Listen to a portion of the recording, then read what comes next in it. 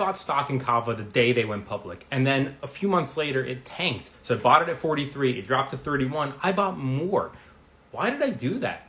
I did it because I'm a big proponent in investing in what I know, use, and love. And I've been eating at CAVA since they opened in 2012 in DC, and I love it. I always used to say, if CAVA goes public, I'm going to invest as soon as I can. And I never buy a stock on IPO day, but I didn't care. I wanted it. And I think, take a look at this. The stock is down over 30% year to date since January. But this is the stock chart since they went public. And the question I've been getting from everyone who follows me is, why is it dropping? Why is it dropping? Well, take a look at this chart. It went from $43 to $150, and it actually went to $170 after hours one of those days. This chart is insane in a short period of time, which is from 2023 to 2024-ish. This is crazy. It's unsustainable, it's unrealistic, it's a lot of FOMO, it's a lot of hype, it's a lot of big investors coming in early, dumping their shares up here, and then going, all right, now they need to prove themselves. And I think that's what's going on. CAVA currently has 406 locations in the United States, but they want to open 1,000 by 2032, and they're doing around 60 in 2025. Now, the hype, the FOMO is gone. A lot of people got into this thing, inexperienced investors, thinking this is the next Chipotle. Which, what did Chipotle do? They went from $40 to $3,000 per share. Of course, it took them many years to do, but people see CAVA as the next Chipotle, and they got in early. They got in very excited. Oh my God, it's going to be the next. We got to get it now. And now reality is setting in. Now it's like, all right, let's see if they can actually do it. What's something that Wall Street really doesn't like? What's something that they can't stand? Unknowns. What ifs. And there's a lot of big what ifs going on in the world today. Israel and Palestine, or Gaza. Israel and Iran. Russia and Ukraine. Ongoing US-China trade war. Tariff tensions. What about a trade war? What about inflation? What about a looming recession? What if all of those things happen? Oh my God!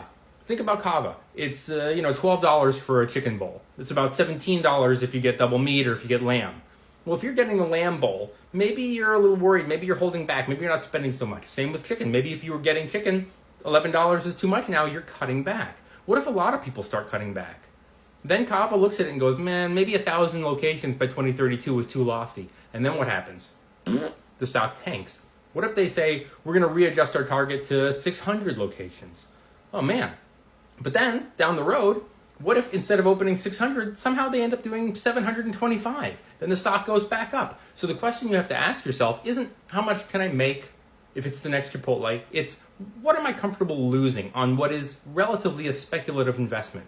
See, CAVA isn't a speculative investment in the sense that they're new and unproven. They've been around since 2012, but they're new and unproven in the world of Wall Street, which always wants more and faster results. Take a look at the revenue for CAVA in 2022, $564 million. Good. Revenue in 2024, $963 million. Very good.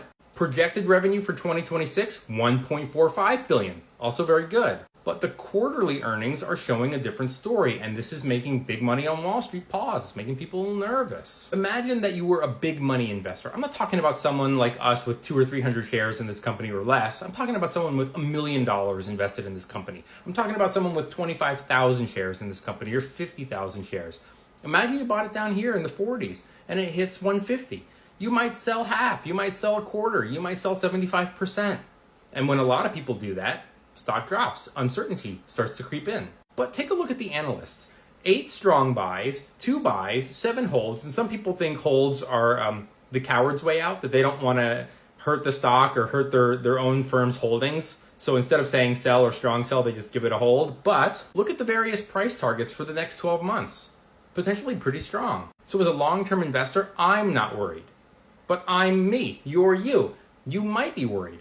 Maybe you made one of the biggest mistakes you can make, which is listening to a stranger on social media, of which I am. Even though I have 400,000 followers here, I'm still a stranger. My decision is mine. And the worst thing you can do is go, well, that guy said he liked it, so if it's good enough for him, it's good enough for me. I'm going in heavy. You don't want to do that.